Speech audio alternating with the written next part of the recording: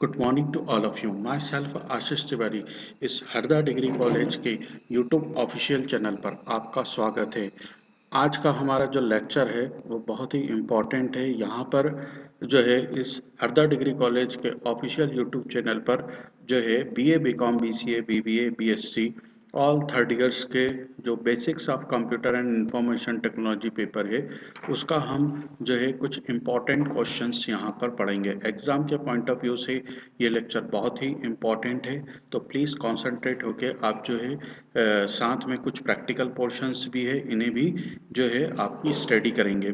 ठीक है, तो सबसे पहले हम जो है क्वेश्चंस पर एक नज़र डालते हैं कि क्या है ना सर, और वन बाय वन जो है इनको सॉल्व भी करते जाएंगे। तो मैं सेकंड स्लाइड पे आता हूँ और आप लोग भी नोट डाउन करते जाइए। सारे क्वेश्चंस बहुत ही इम्पोर्टेंट है। फर्स्ट क्वेश्चन यहाँ पर हम कर रहे हैं, what is computer, also types of computer. Computer क्या होता है और इसके प्रकार कौन कौन से होते हैं, है ना। कंप्यूटर यानी computer is a electronic device which is calculate mathematical and logical problems. Computer एक इलेक्ट्रॉनिक डिवाइस होता है जो कि मैथमेटिकल और लॉजिकल प्रॉब्लम को सॉल्व करता है। ठीक है, ये क्या होगी, कंप्यूटर की डेफिनेशन होगी। उसके बाद computer also types of computer, computer के क्या प्रकार होते हैं। बेसिकली यदि हम वर्किंग के आधार पे देखें तो तीन प्रकार के कंप्यूटर होते हैं, analog computer, digital computer, then hybrid computer. Analog computer है ना, एनालॉग कंप्यूटर का मतलब होता है जैसे नाप तोल तुलना आदि इस प्रकार के कार्य किए जाते हैं, एनालॉग कंप्यूटर कहलाता है। डिजिटल कंप्यूटर है, जैसे हम डिजिटाइज कोई वर्क करते हैं, डिजिटल वर्क करते हैं, तो इसे हम डिजिटल कंप्यूटर की तुलना के आधार पे करते हैं। और हाइब्रिड कंप्यूटर होता है जिसमें मेज़रमेंट के साथ जो है एक ग्राफिकल रूप भी दिखाई दे, जैसे हॉस्पिटल्स वगैरह में ईएमआई वगैरह करते हैं, तो ये क्या कहलाता है, हाइब्रिड कंप्यूटर कहलाता है। The combination of analog and digital computer are also called hybrid computer, hybrid computer कहलाता है। तो बेसिकली और भी कई प्रकार के होते हैं। हमें चलिए आज हम देखते हैं यहाँ पर इनपुट और आउटपुट। इनपुट और आउटपुट क्या होता है, ठीक है।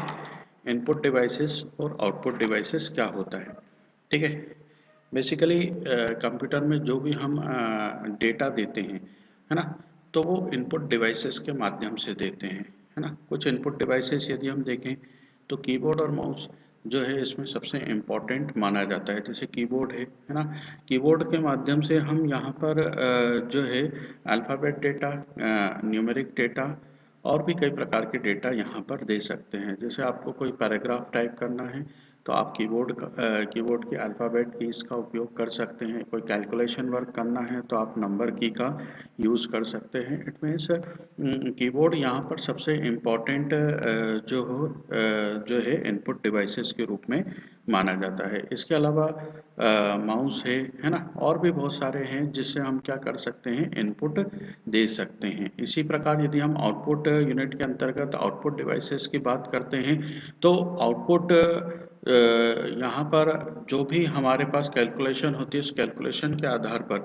है ना, उस कैलकुलेशन के आधार पर जो भी हमारा आउटपुट होता है वो स्क्रीन पर देखा जाता है। तो यहाँ पर मॉनिटर या स्क्रीन ये भी एक आउटपुट डिवाइसेस होती है। यदि साउंड के रूप में आउटपुट चाहिए तो हम स्पीकर का उपयोग करते हैं। और प्रिंटिंग डिवाइस में यदि हम बात करते हैं यहाँ पर कि प्रिंटर जो है वो भी क्या होता है, आउटपुट डिवाइसेस होता है। इट मीन्स प्रिंटर मतलब होता है जिससे हम आउटपुट को एक किसी पेज पर हार्ड कॉपी के रूप में देख सकते हैं, ठीक है।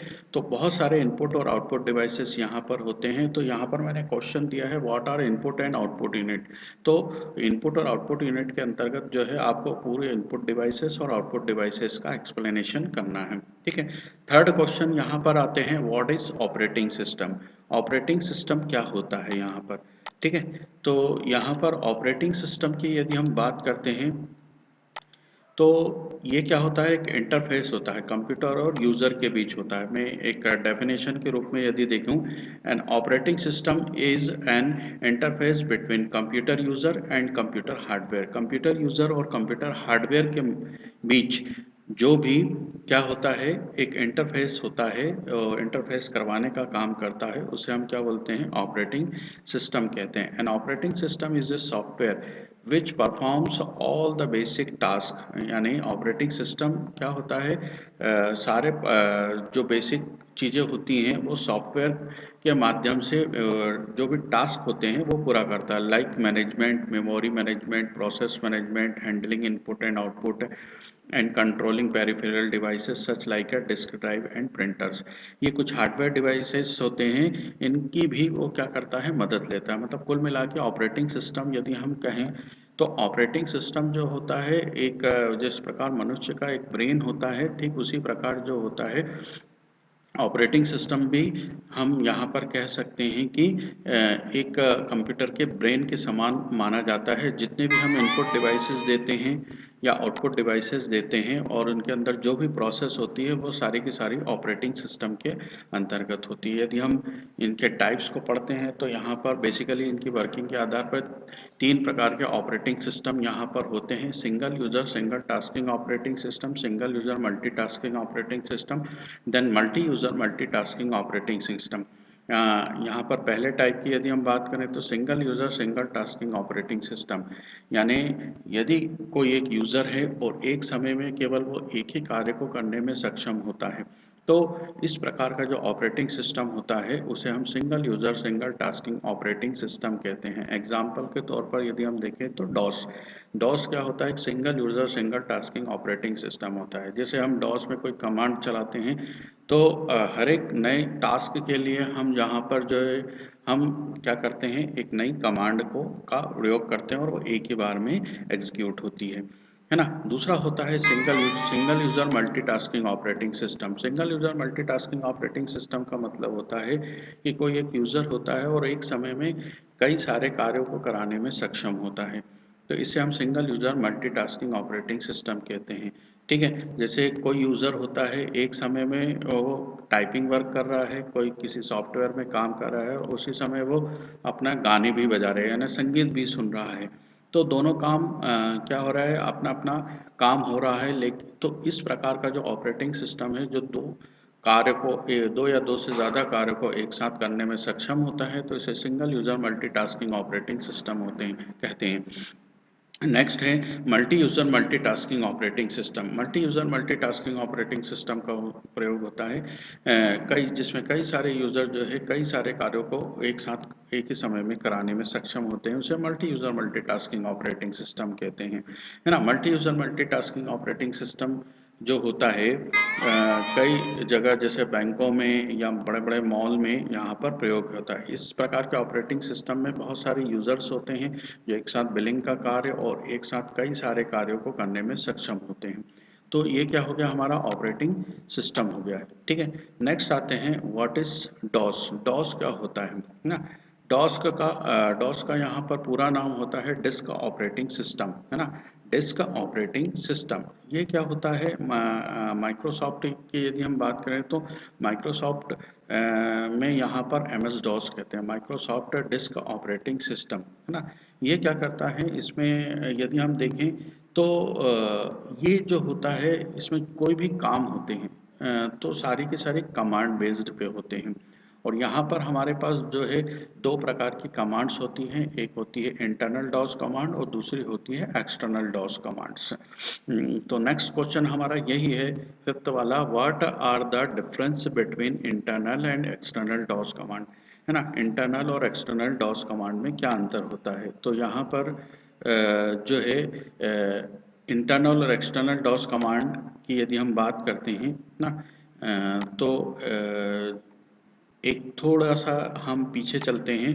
व्हाट इज़ इनपुट डिवाइसेस, तो इनपुट डिवाइसेस में ये आपके पास एग्ज़ाम्पल है, कीबोर्ड है, माउस है, स्कैनर है, कैमरा है, जॉयस्टिक है, माइक्रोफ़ोन है, ठीक है। और यहाँ पर आउटपुट डिवाइसेस में कंप्यूटर, स्पीकर्स है, इलेक्ट्रॉनिक स्क्रीन है, जीपीएस है, हेडफ़ोन है, मॉनिटर है, ये सभी क्या होते हैं, आउटपुट डिवाइसेस होते हैं। तो हम बात कर रहे थे इंटरनल डॉस कमांड्स की, कि इंटरनल डॉस कमांड्स यहाँ पर क्या होते हैं, ठीक है। तो ये एक्सटर्नल डॉस कुछ लिस्ट हमारे पास है इंटरनल और एक्सटर्नल डॉस कमांड्स की। जैसे कोई भी देखने का काम होता है जो पहले से प्री एग्जिस्ट फाइल्स होती हैं, उनको हम अलग अलग तरह से यदि हमें देखना होता है तो हम जो है इंटरनल डॉस कमांड्स की मदद लेते हैं। और इंटरनल डॉस कमांड्स में यदि हम देखें तो बहुत सारी उसमें हम डॉस के अंतर्गत हम फाइल का निर्माण भी कर सकते हैं, उसके अंतर्गत हम फाइल का निर्माण भी कर सकते हैं। तो कुछ मेरे पास कुछ कमांड्स लिखी हुई है, इसको हम देखते हैं। पहली कमांड होती है हमारी dir, है ना। dir कमांड से जितनी भी फाइल्स और डायरेक्टरीज होती हैं उनकी एक लिस्ट हमारे सामने दिखाई देती है। ठीक है। cls कमांड, है ना। आपके पास डॉस में काम करते समय आपकी स्क्रीन फुल हो जाती है, तो उस स्क्रीन को जो है क्लियर करने के लिए हम cls कमांड का यूज़ करते हैं। CLS कमांड के बाद जो है थोड़ा सा मैं आगे पीछे करके आपको समझा रहा हूँ जो इजी है। इसके बाद यदि हम देखें तो हमारे पास जो है डेट कमांड होती है। डेट कमांड का उपयोग होता है आपके डॉस में कंप्यूटर में जो भी डेट चल रही होती है उसे बताने के लिए। इसके बाद टाइम कमांड होता है, कंप्यूटर में जो टाइम यहाँ पर व्यू दिखाई दे रहा है उसका व्यू जो है हमारे पास देता है। ठीक है। इसके बाद यदि हम देखें तो जो है कोई एक फाइल बनानी होती है तो हम क्या करते हैं, यहाँ पर कॉपीकॉन कमांड का यूज़ करते हैं। कॉपीकॉन कमांड जो होती है जो है फाइलों का को बना डॉस के अंदर फाइलों को बनाने का काम करती है। कॉपीकॉन के बाद यदि हमें फाइल के अंदर कुछ एडिट करना होता है तो एडिट कमांड का यूज़ करते हैं। यहाँ पर वॉल्यूम कमांड होती है, तो वॉल्यूम कमांड जो होती है जो वॉल्यूम लेवल को इन्फॉर्म करती है ना। अब टाइप कमांड जो होती है, जैसे हम यहाँ टाइप कमांड देखें तो टाइप कमांड में यहाँ पर हमने डॉस के अंदर जो कॉपी कॉन करके जो कमांड बनाई है उसके अंदर यदि केवल डेटा को देखना होता है ना, यानी रीडेबल फॉर्म में देखना होता है तो टाइप कमांड का यहाँ पर यूज़ करते हैं। ठीक है।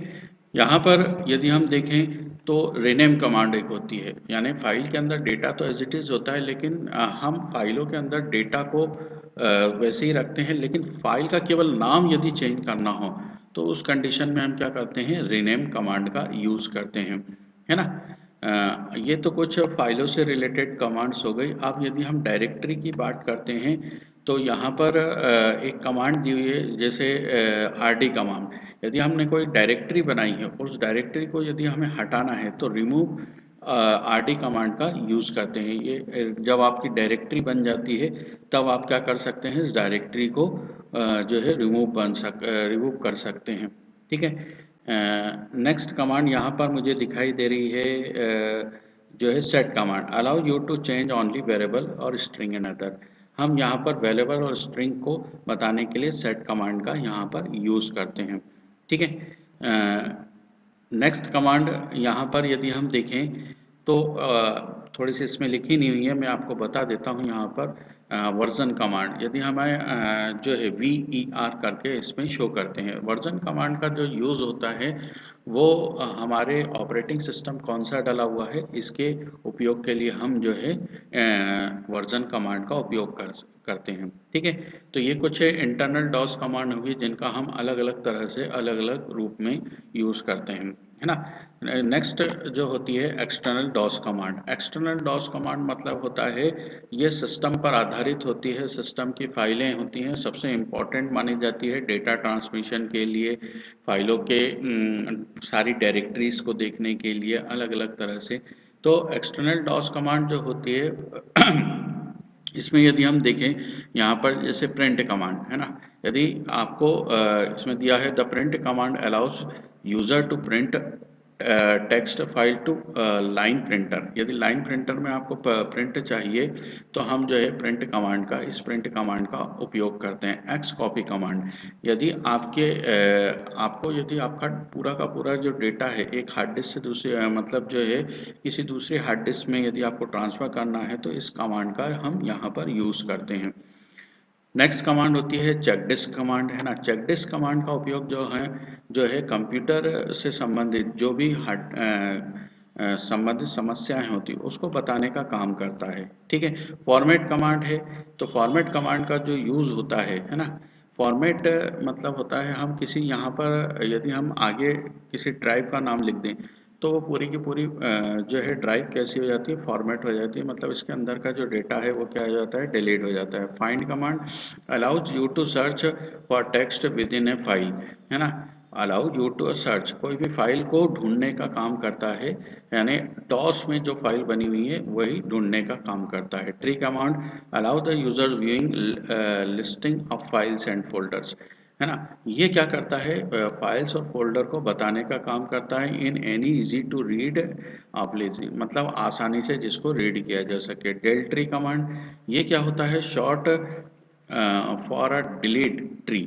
Del tree is a command use to delete files and directories permanently for a computer. यदि कंप्यूटर से आपको फाइल और डायरेक्टरी को परमानेंटली यदि डिलीट करना होता है तो हम क्या करते हैं, डेल ट्री कमांड का उपयोग करते हैं। तो ये हमारी क्या हुई, कुछ इंटरनल और कुछ एक्सटर्नल डॉस कमांड हुई।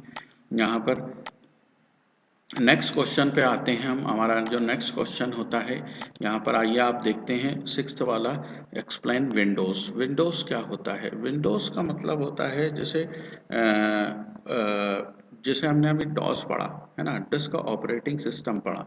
तो डिस्क ऑपरेटिंग सिस्टम में यदि हमें कोई भी काम करना होता है तो हम कमांड बेस्ड पे करते हैं, तो ये यूज़र फ्रेंडली नहीं होता। विंडोज़ क्या होता है, विंडोज़ एक ऐसा ऑपरेटिंग सिस्टम होता है जो यूज़र फ्रेंडली होता है और यूज़र की सुविधाओं के आधार पर जो है बहुत सारे कार्यों को आसानी से कर सकता है ना। यदि हम विंडोज़ ऑपरेटिंग सिस्टम को इंस्टॉल करते हैं तो बहुत सारी एसेसरीज भी जो है हमारे पास आती है। तो मैं कंप्यूटर स्क्रीन पे बताता हूँ कौन कौन सी एसेसरीज यहाँ पर हमारे सामने दिखाई देती है। एसेसरीज में यदि हम ऑल प्रोग्राम्स में देखें तो एसेसरीज में यहाँ पर हम कुछ ही एसेसरीज की बात करते हैं, जैसे पेंट है। तो पेंट प्रोग्राम क्या होता है, यहाँ पर जब कोई भी यूज़र बिगनर होता है तो उसके माउस से फ्रेंडशिप कराने के लिए या माउस से फ्रेंडली कराने के लिए जो है पेंट ब्रश का उपयोग कराते हैं।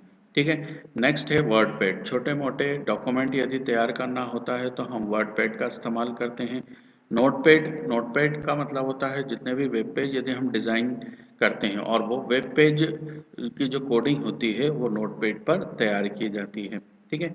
यहाँ पर और भी यदि हम देखें तो कैलकुलेटर हमारे पास नज़र आ रहा है। कैलकुलेटर, कोई भी कैलकुलेशन वर्क करना है तो आप जो है इसी कंप्यूटर के अंदर कंप्यूटर के अंदर जो भी ऑपरेटिंग सिस्टम डाला हुआ है उससे संबंधित जो है कैलकुलेटर का भी यूज़ कर सकते हैं। मतलब एसेसरीज़ का मतलब ये होता है कि कंप्यूटर के अंदर आने वाली जो फ्री की चीज़ें हैं या फ्री के सॉफ्टवेयर से छोटे मोटे, वो यहाँ पर आपके सामने दिखाई देते हैं। तो यहाँ पर जो है कुछ ये विंडोज़ का इंट्रोडक्शन हो गया, है ना। यहाँ पर कुछ कमांड्स, ये वाला क्वेश्चन भी मैंने इसी में करा दिया। Right down some internal and external DOS command होता है। How can we create a batch file in micro MS DOS. MS DOS के अंदर या अलग से एक क्वेश्चन आता है कि एमएस डॉस के अंदर बैच फाइल को किस प्रकार बनाया जाता है। तो एमएस डॉस के अंदर जो हम कॉपी कॉन कमांड यूज़ करते हैं और जो फाइल का नाम देते हैं जो है, तो उस फाइल के अंदर डॉट बेट लगाते हैं और फाइल के अंदर हम डेटा लिखते हैं। यहाँ पर फाइल के अंदर कमांड की लिस्ट जो है, कमांड की एक लिस्ट बनाते हैं और फिर उसको क्या करते हैं, एग्जीक्यूट करते हैं। तो ये क्या कहलाती है, मतलब बैच फाइल कहलाती है। इसका मतलब क्या हुआ कि यहाँ पर डेटा के बजाय आप जो है क्या कर रहे हैं, एक फाइल के अंदर जो कमांड की एक लिस्ट पूरी की पूरी बना रहे हैं। कौन सी, इंटरनल कमांड। ठीक है। तो ये क्या हो गया, आपका बैच फाइल हो गया। नेक्स्ट आते हैं व्हाट इज़ वर्ड प्रोसेसिंग। अब ये बहुत ही इंपॉर्टेंट होता है और मेरा भी फेवरेट है, व्हाट इज़ वर्ड प्रोसेसिंग। या फिर हम यहाँ पर यदि हम कहें what is in M S Word, M S Word क्या होता है। ठीक है। तो वर्ड प्रोसेसिंग क्या होता है। अब वर्ड प्रोसेसिंग का मतलब बहुत सारे लोग होते हैं कि माइक्रोसॉफ्ट वर्ड में, क्योंकि हमारे सिलेबस में जो है माइक्रोसॉफ्ट वर्ड है तो हम इसी माइक्रोसॉफ्ट वर्ड की बात करते हैं। तो वर्ड प्रोसेसिंग की हम आइए डेफिनेशन देखते हैं यहाँ पर कि क्या होता है वर्ड प्रोसेसिंग। चलिए, वर्ड प्रोसेसिंग क्या होता है। Word processing refers to the act of using a computer to create, edit, save, print document. यदि हमें डॉक्यूमेंट में कोई डेटा ऐड करना है, क्रिएट करना है, एडिट करना है, सेव करना है तो हम क्या करते हैं, वर्ड प्रोसेसिंग सॉफ्टवेयर का प्रयोग करते हैं, है ना। In order to perform word processing specialised software, है ना, वर्ड प्रोसेसिंग के कुछ स्पेशलाइज्ड सॉफ्टवेयर होते हैं known as word processor is needed, यो कि वर्ड प्रोसेसिंग की आवश्यकताओं को पूरा करते हैं। One example of the word processor is Microsoft word.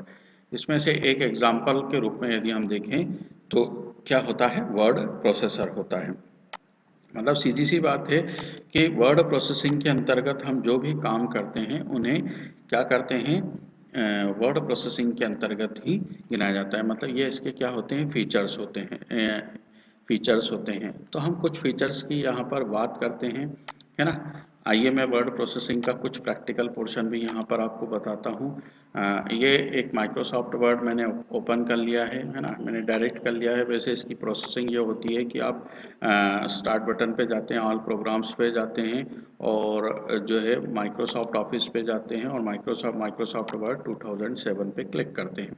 तो यहाँ पर क्या होता है, माइक्रोसॉफ्ट वर्ड आपके सामने आ जाता है ना। आप जो मैं समझा रहा हूँ वो वर्ड प्रोसेसिंग के अंतर्गत होते हैं। यहाँ पर बहुत सारे टैब्स होते हैं, होम टैब होता है, इंसर्ट टैब होता है, लेआउट टैब होता है, रेफर्स होता है, मेलिंग्स होती है, रिव्यू होता है और व्यू होता है। इसको मैं थोड़ा सा शॉर्ट में बताता हूँ कि होम टैब क्या होता है। होम टैब से यहाँ पर जो है क्लिप आर्ट का एक ग्रुप होता है जहाँ पर जो है कट कॉपी पेस्ट इस तरह के परफॉर्मेंस की जाती है। यहाँ पर एक फॉर्मेटिंग फीचर्स होता है जो हम आगे भी पढ़ेंगे फॉर्मेटिंग वाले क्वेश्चंस में। जो हमारे पास जो टेक्स्ट लिखा होता है उसकी अलग अलग तरह से फॉर्मेटिंग कर सकते हैं। पैराग्राफ का मतलब होता है यहाँ पर अलग अलग तरह के पैराग्राफ की फॉर्मेटिंग करते हैं। स्टाइल्स यहाँ पर प्री डिफाइंड स्टाइल्स होती है, इनका हम क्या कर सकते हैं, यूज़ कर सकते हैं। नेक्स्ट होता है इंसर्ट टैब होता है। इंसर्ट टैब में मतलब होता है यहाँ पर एक ग्रुप होता है पेज, यहाँ पर कवर पेज बनाना, ब्लैंक पेज लेना, पेज को ब्रेक करना, टेबल इंसर्ट करना, ये सारा काम कर सकते हैं टेबल वाले ग्रुप में और पेज वाले ग्रुप में। इंस्टॉलेशन का में आप कोई भी क्लिप आर्ट है, पिक्चर्स है, स्मार्ट आर्ट शेप है, चार्ट्स है, ये कर सकते हैं। लिंक्स में कहीं दूसरी जगह से आपको कोई पिक्चर इंसर्ट करनी हो तो उसका यूज़ कर सकते हैं। हेडर एंड फुटर जो है हम अलग से क्वेश्चन भी पढ़ेंगे कि हेडर फुटर किस तरह से बनाते हैं, तो यहाँ पर हेडर और फुटर भी तैयार कर सकते हैं। टेक्स्ट ग्रुप में तो टेक्स्ट बॉक्स बना सकते हैं, वर्ड आर्ट गैलरी का यूज़ कर सकते हो। सिम्बॉल्स, कुछ सिम्बॉल्स यदि आपको इंसर्ट करना हो तो सिम्बॉल्स का यूज़ कर सकते हैं। यहाँ पर पेज लेआउट, पेज की अलग अलग तरह से फॉर्मेटिंग करनी है तो ये पेज सेटअप होता है। थीम्स, अलग अलग थीम्स आपको लेनी हो तो यहाँ से ले सकते हैं। पेज बैकग्राउंड, ये पेज का बैकग्राउंड निर्धारित करना है, पेज का बैकग्राउंड निर्धारित कर सकते हैं, स्पेसिंग निर्धारित कर सकते हैं और इंसिडेंट निर्धारित कर सकते हैं। ठीक है। रेफर्स में यहाँ पर जो है कुछ रिसर्च पेपर यदि आपको बनाना हो तो जो है यहाँ पे एपीएफ फॉर्मेट का यूज़ कर सकते हैं। स्पेलिंग चेक करना हो तो स्पेलिंग चेक कर सकते हैं, है ना। टेबल फिगर बना सकते हैं। मेलिंग्स में यहाँ पर एक ही प्रकार के डॉक्यूमेंट को बहुत सारे व्यक्तियों तक यदि आपको सेंड करना है तो आप मेल मर्ज का यूज़ कर सकते हैं। इसका प्रैक्टिकल आगे भी हम कराएंगे। कुछ कमेंट्स वगैरह देना हो, स्पेलिंग चेक करना हो, है ना, तो यहाँ पर जो है रिव्यू के अंदर देखते। और व्यू जो होता है आपकी विंडोज़ को अलग अलग रूप में देखना हो तो व्यू का यूज़ करते हैं। तो हम यहाँ पर वापस से अपनी स्लाइड पे जाते हैं और यहाँ पे आगे का क्वेश्चन देखते हैं। ये वर्ड प्रोसेसिंग के अंतर्गत आप पूरा का पूरा लिख सकते हैं। Right down some internal and external DOS commands, ये तो हो चुका है, इसको हम हटा देते हैं। ठीक है। हाउ कैन बी क्रिएट, इसको हम हटा देते हैं।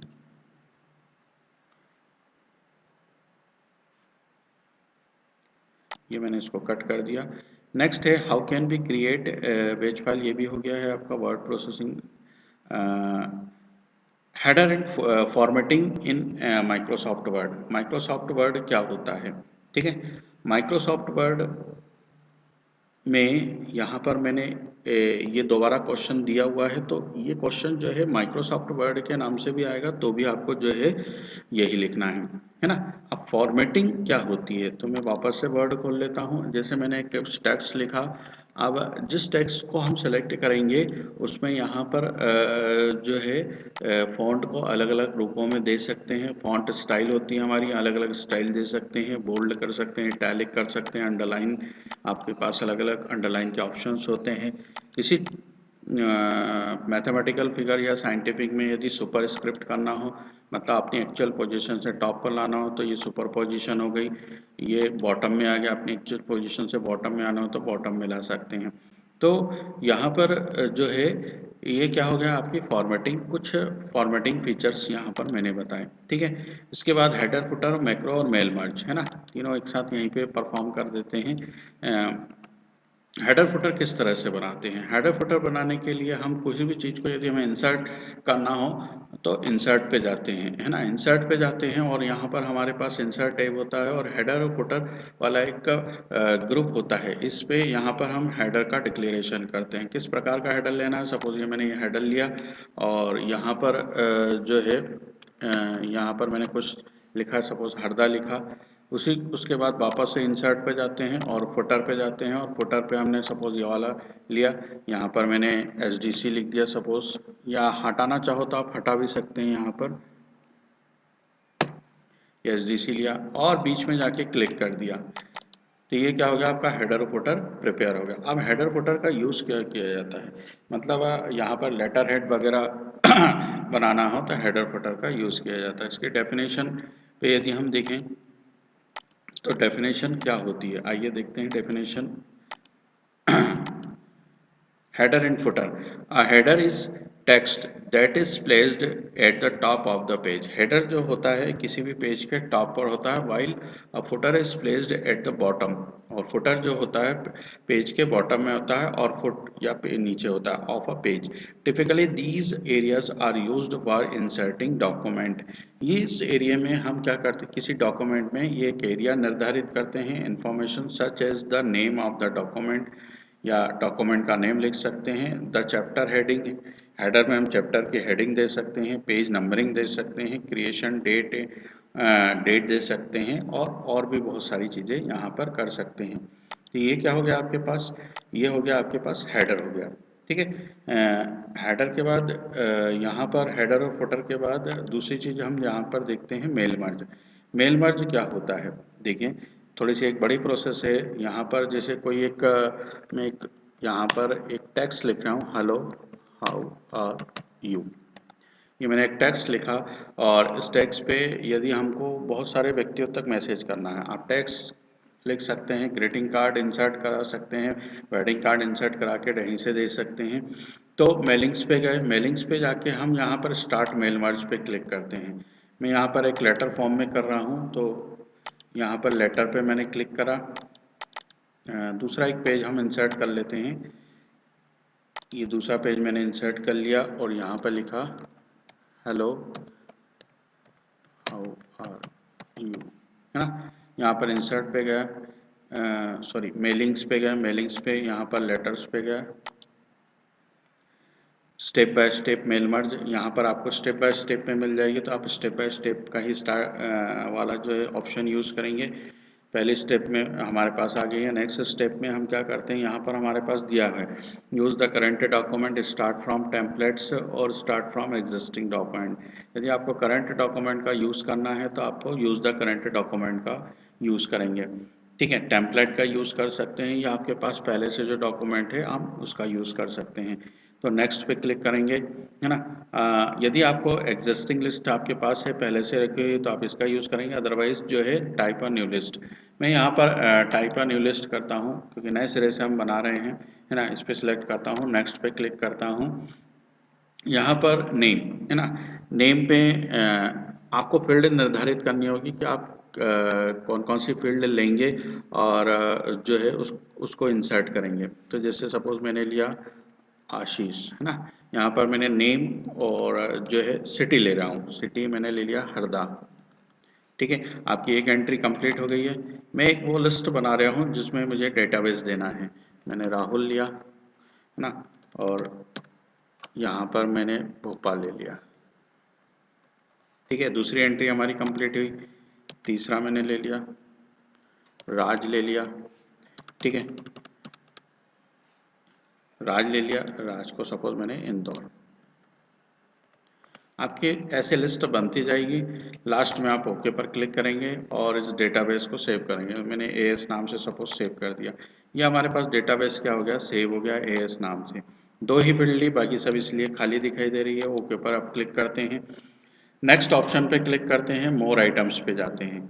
ठीक है, तो मोर आइटम्स पे जाने से पहले आप जो है कहाँ पर आप इंसर्ट कराना चाहते हैं वहाँ पे कर्सर रख लीजिए। मोर आइटम्स पे गए, मोर आइटम्स में फर्स्ट नेम आपने लिया था तो इंसर्ट पे क्लिक कर दिया।